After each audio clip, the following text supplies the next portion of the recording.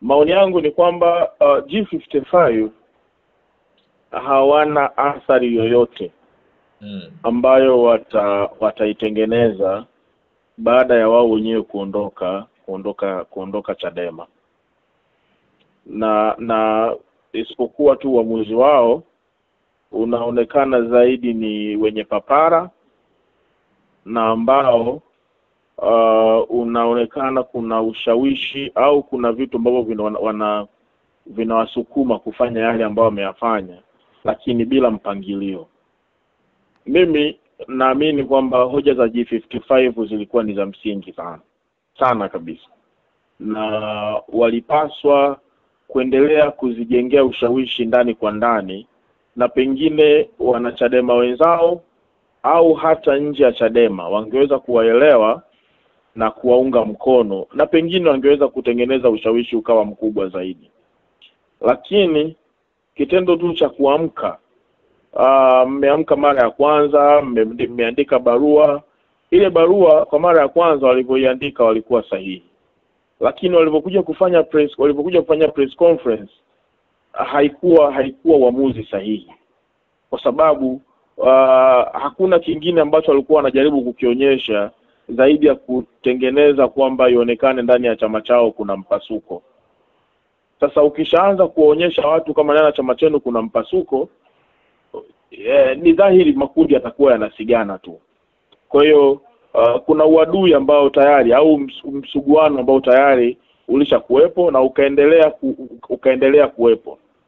Sasa kitendo cha G55 leo hii kufanya uamuzi wa kujivua wanachama wa Chadema ni kama kwa mtu mwingine anaweza kuwa anafikiri kwamba wale jamaa walikuwa tayari wana ajenda yao ya kuhama chama.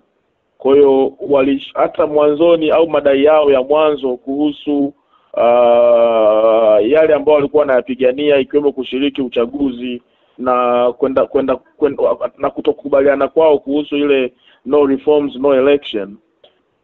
Kwa hiyo mtu anaweza kusema hawa jamaa walikuwa tayari wana mpango wa kuhama, kwa hiyo mambo mengine yote yalikuwa ni chokochoko. Lakini ukiachana na hilo, mimi hoja yangu nitaijenga kwenye maswali zaidi. Viongozi ambao wameondoka au ambao ni G55, ukimwangalia Kigaila, John Mrema, wote wale walikuwa ni secretariat ya Chadema. Afadhali Kigaila yeye alishakuwa mpaka naibu katibu mkuu.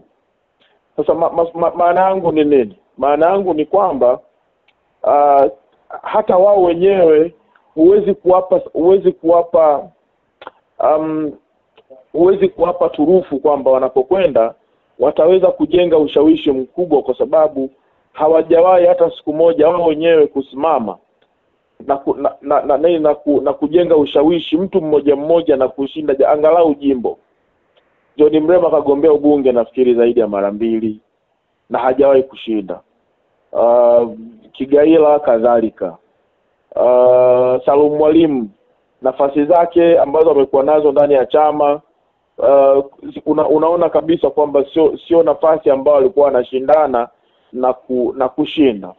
Kwa hiyo kuna kitu hapa pia kujidanganya kwamba kwa kujiondoa kwao pengine wataifanya Chadema ionekane dhaifu, hata kama itakuja kuonekana hivyo baadaye, lakini sio sasa, na haitakuwa sababu ni wao kuondoka. Kwa mimi mtazamo wangu ni kwamba hawa watu wamekuwa na papara, wangeweza kubaki ndani ya chama chao wakajenga hoja na ushawishi wa yale ambao wao wanalalamikia, na pengine wangefika mbali, au wangefukuzwa. Unajua kwenye siasa ukifukuzwa unakuwa na milango mingi ya kujitetea, kwamba na sisi tulikuwa tunajenga hoja hizi, tukaonekana maadui, tukafukuzwa. Lakini ukishajiondoa mwenyewe unakuwa hata huna uhalali wa kuchangia chochote. Hamna kitu chochote ambacho wanafikiri wanaweza kuwa wamekifanikisha. Kwa mimi mtazamo wangu ni huo. Mimi sioni, kwa sababu Yaani wale watu, unajua kwenye siasa ni lazima ujue kwamba unapoondoka kuna watu wangapi watakufuata. Wangapi wanakufahamu, wangapi wanakupenda, wangapi watakufuata. Zitto Kabwe alipoondoka Chadema kwenda ACT Wazalendo alikuwa na ushawishi wake. Sasa jiulize kwamba je, katika wale ambao unaona wale G55 kuna Zitto Kabwe mle?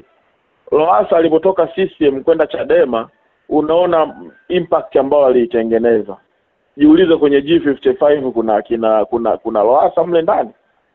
Kwa hiyo kuna ingekuwa labda kama hizo fununu zipo kwamba Freeman Mbowe yupo nyuma hiyo G55, ambao mimi pia nitakuwa wa mwisho kuamini. Sasa ni nani ambaye ana ushawishi huo wa kwamba waondoke waende Chauma, waende wakajenge ushawishi na watu wawafuate, alafu Chadema imeguke?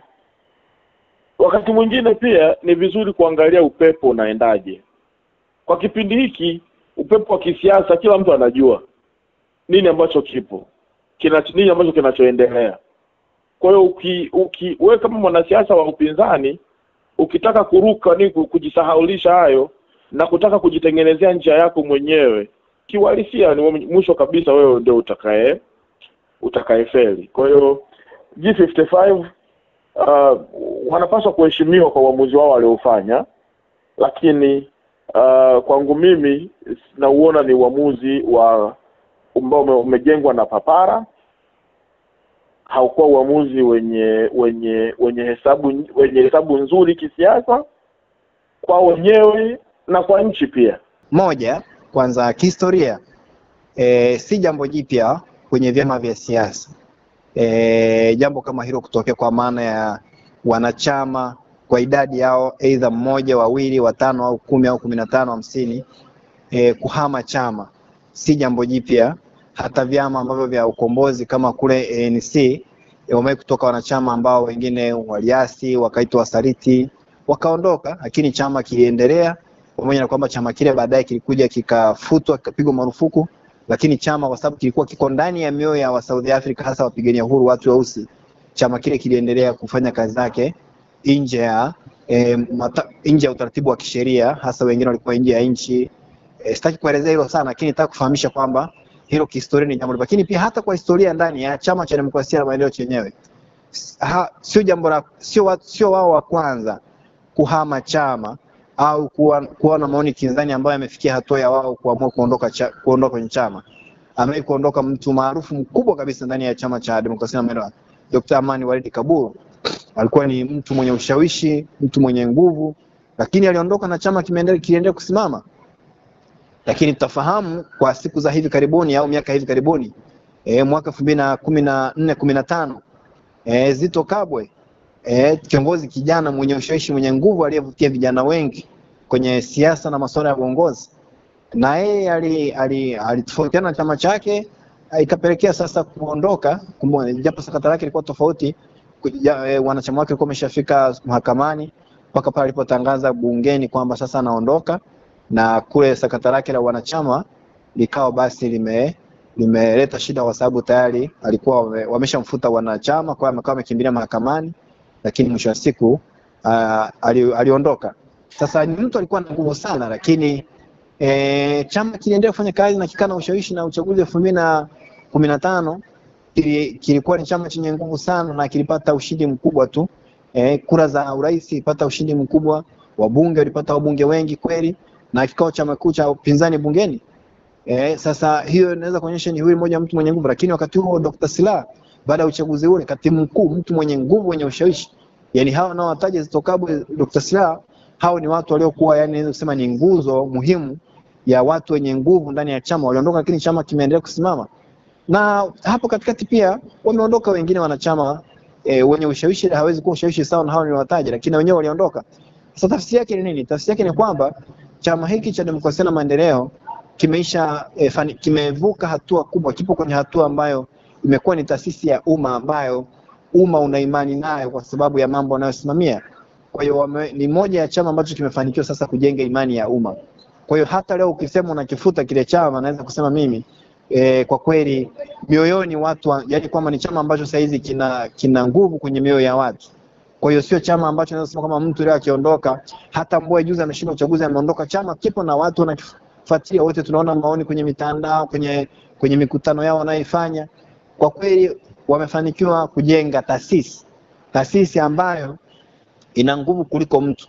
Huko nyuma watu walidhani kwamba Chadema ilikuwa inamzunguka Mbowe, lakini baada ya uchaguzi kwamba mtu mwenye nguvu na ile Chadema ni Mbowe na watu wake.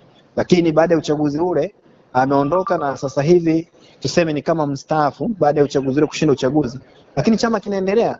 Sasa sembuse hawa ambao ni chini secretariat G55, hasa ikiongozwa na watu ambao walikuwa ni secretariat chini ya mwenyekiti Mbowe, kwamba wameondoka, kwamba chama kitatetereka. Mimi siamini hilo kwa sababu ni chama ambacho sasa kimefanikiwa kutengeneza imani ya umma, kinakubalika sana kwa umma, kwa hiyo kinaungwaji mkono wa watu.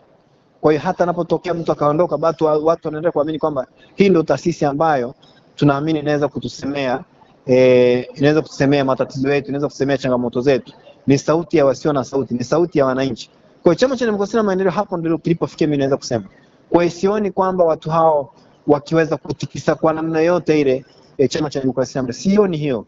Tumetaja hao magwiji hasa Zitto Kabwe nyakati zake, na wao wengine ambao wanafikiri na Dr. Amani Walid Kaburu wameondoka, lakini chama kinaendelea kuwa na nguvu.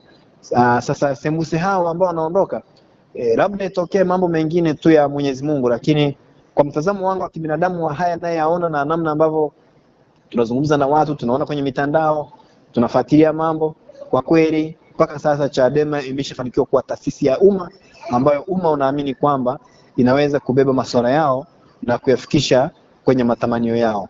Haya ndio naweza kusema kimsingi katika hali yoyote, katika haya ambayo wanapitia chama, hasa nyakati ambazo wanakutana na mkono wa dola, mwenyekiti wao kukamatwa, mwenyekiti wa Chama cha Demokrasia na Maendeleo kukamatwa na kufunguliwa kesi kubwa kabisa ya uhaini ambayo mwisho wa siku adhabu yake ni kunyongwa, na kesi ya uchochezi, lakini pia kamata wakati wakienda kamata na kufanyiwa matukio ya kiuhalifu, na wanaoshukiwa kuwa ni vyombo vya dola wakati wanaenda kufuatilia kesi ya mwenyekiti wao Tundu Lissu.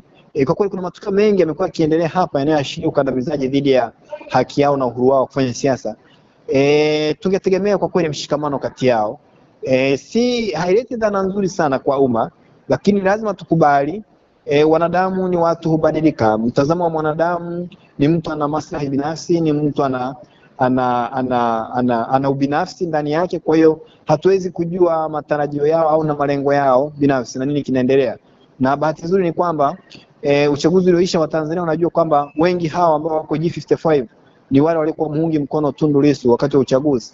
Kwa hiyo haiwashangazi wa Tanzania kuona bado wakiendelea kuwa na upinzani wa namna hiyo. Sana ni kwamba inasikitisha kwamba swala la uchaguzi limejenga chuki badala ya kuwa kama ni hatua muhimu ya kidemokrasia ambayo wamefundisha nchi na dunia kwamba kumbe vyama vya siasa vinaweza kufanya demokrasia ya wazi na ya kuaminika, na ikawa pia ni kiigizi chema kwamba hivi tu na sisi tukipewa madaraka au tukipata fursa ya kuongoza dola, basi hivi ndivyo tutakavyofanya. Lakini imekuwa tofauti. Kwa hiyo inaonekana hali ya kutoridhika au ni wale watu ambao kuamini kama wanaweza kushinda uchaguzi. Lakini lazima tukubali kwamba mambo haya sio mapya. Watu wanasiasa wengine wanakuwa wana malengo binafsi kuliko malengo ya kuwasaidia wananchi. Kwa hiyo tunaweza kuona hata baadhi ya kauli za hawa ambao wanajiita G55 walisema kutoenda kwenye uchaguzi imeua baadhi ya ndoto za watiania. Sasa hiyo kidogo inashtua kwamba kumbe watu walikuwa na ndoto binafsi, sio ndoto za kusaidia wananchi.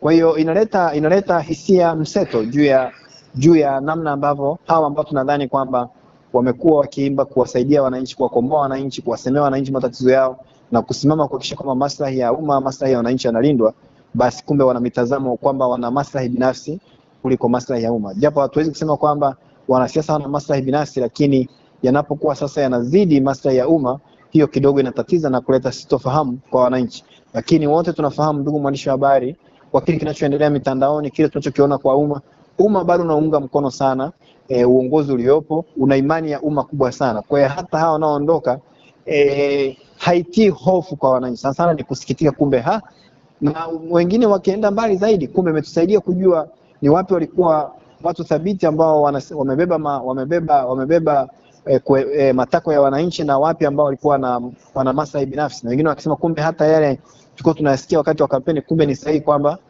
watu hawa wamesha compromise, wana malengo binafsi. Kwa hiyo mimi sioni tatizo kwamba naweza ikawa ni tatizo kubwa, japo tusingependa tungeendelea kuona mshikamano, kwa sababu baada ya chama kubeba ajenda na kushikamana kuzungumza namna gani ya kuendelea kustahimili katika siasa zenye hisia za ukandamizaji na mambo ya unyanyasaji yanayoendelea ya kisiasa, badala yake tunaanza kuona pia migogoro namna hiyo. Lakini hatupaswi kuyachukulia kama ni mambo mageni, ni mambo ya kawaida kwenye siasa. Nadhani Chama cha Demokrasia na Maendeleo kiendelee kusimama kwenye yale ambayo wanayaamini, as long as hayapo kinyume cha sheria, as long as yanafuata katiba na sheria za Jamhuri ya Muungano wa Tanzania.